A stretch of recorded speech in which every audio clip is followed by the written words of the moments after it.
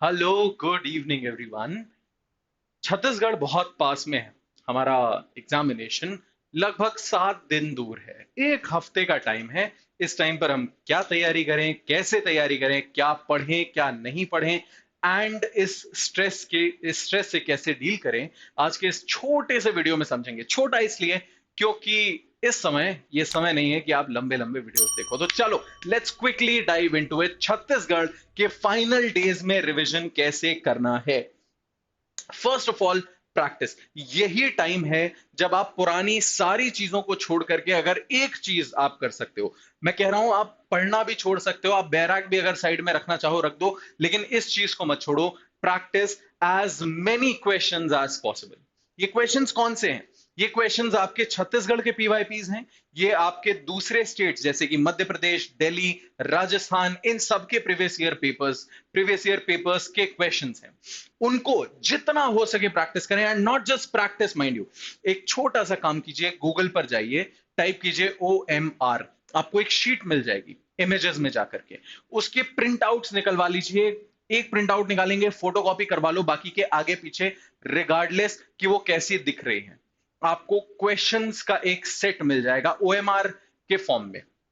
अब आप जितने सवाल लगा रहे हो, टाइम बाउंड फैशन में लगाओ। अभी तक आप सिर्फ सॉल्व कर रहे थे, अब टाइम बाउंड फैशन में लगाओ। मध्य प्रदेश का आपने पेपर उठा लिया, प्रीवियस ईयर पेपर उठा लिया, अब उसको टाइम बाउंड फैशन में उस पे सॉल्व करो, क्योंकि पेपर तो हमारा ऑफलाइन है।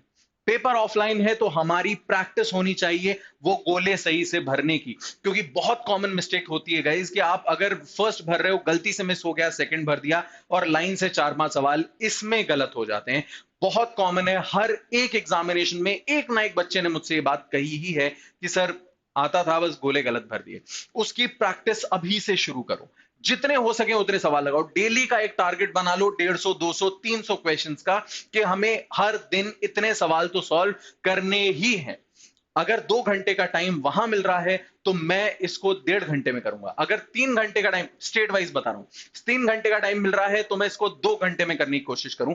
ये हमारा प्रैक्टिस का एम होना चाहिए। उसी के थ्रू हम आगे बढ़ सकते हैं, उसी से हमारी प्रैक्टिस स्ट्रांग हो सकती है। Practice, very very important aspect. Second is bare act. अब बेयर एक्ट तो यार हम शुरुआत से पढ़ रहे हैं। अगर हम शुरुआत से पढ़ रहे हैं तो अब हम क्या करें? कुछ नया नहीं पढ़ना है। Do not delve into the details of the Bear Act। 7 दिन में आप ऐसा कुछ नहीं पढ़ लेंगे जिसमें आपको बहुत तगड़ा कमांड आ जाए और आपने नहीं पढ़ा है। अगर लास्ट मोमेंट पर कुछ ऐसा दिख गया जो नहीं पढ़ा हुआ है और एकदम से आपकी नजर पड़ी है, वो आपको सिर्फ एंक्शस करेगा। उस पर कमांड बनाने जितना टाइम आपके पास नहीं है। बेयर एक्ट में क्या करना है? बेयर एक्ट में इंडेक्स पर फोकस करना है। इंडेक्स आप चाहो तो प्रिंट आउट निकाल लो फोटोकॉपी करवा के, या चाहो तो उसी से पढ़ना शुरू कर दो। इंडेक्स पर आपको फोकस करना है जितना ज्यादा हो सके।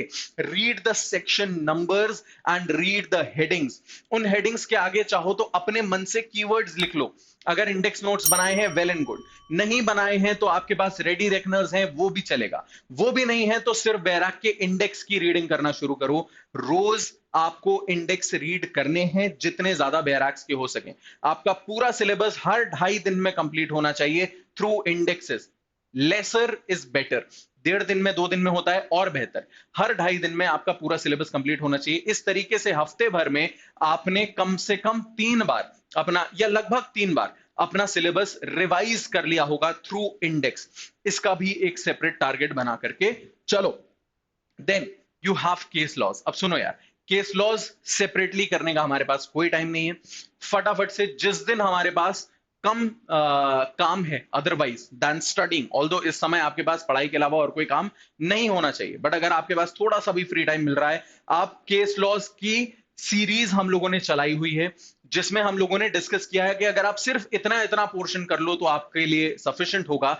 उन सीरीजेस को 2x स्पीड पर देख डालो। जुडिशरी गोल्ड चैनल खोलिए, जाइए चैनल पर सर्च कीजिए लैंडमार्क केसेस, आपको लैंडमार्क केसेस सारे मिल जाएंगे। 2x की स्पीड पर उनको निपटा दीजिए, बहुत जल्दी वो खत्म हो जाएगा। Then you have recent case laws. Mind you, Chhattisgarh में डू नॉट एक्सपेक्ट कि यार कॉन्स्टिट्यूशन मेजर है उससे ज्यादा आएगा और एक्साइज माइनर है उससे कम आएगा। नहीं, ट्रेंड हैज बीन चेंजिंग, हम इस चीज को विटनेस कर रहे हैं, नोटिस कर रहे हैं बहुत टाइम से। अभी भी आप एक्सपेक्ट कर सकते हैं कि माइनर और अनऑर्थोडॉक्स लॉज से एक अच्छा पोर्शन आ जाए, specifically cases related to negotiable instruments, cases related to excise, इन केसेस पर आप फोकस कीजिए। ये केसेस आपके लिए टाई ब्रेकर हो सकते हैं। इन सब्जेक्ट से आपके लिए केसेस पूछे जा सकते हैं आपके प्रीलिम्स एग्जामिनेशन में। Then after case laws you have revision and conditioning. How do you revise, how do you condition? जो आपका कमजोर एरिया है, लेट्स से आप आईपीसी में बहुत स्ट्रांग है और कॉन्स्टिट्यूशन में वीक, कॉन्स्टिट्यूशन के ज्यादा से ज्यादा सवाल सॉल्व कीजिए। जो अभी हमने पीछे 3 स्टेप्स देखे ना, कौन से 3 स्टेप्स हमने देखा? बेयर एक्ट को कैसे पढ़ना है, सवाल कितने लगाने हैं, एंड केस लॉज। जो कमजोर एरिया है उस पर ज्यादा फोकस कीजिए।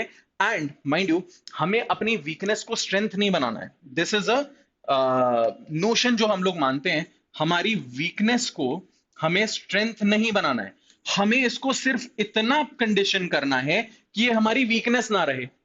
जो हमारी स्ट्रेंथ है उसको हमें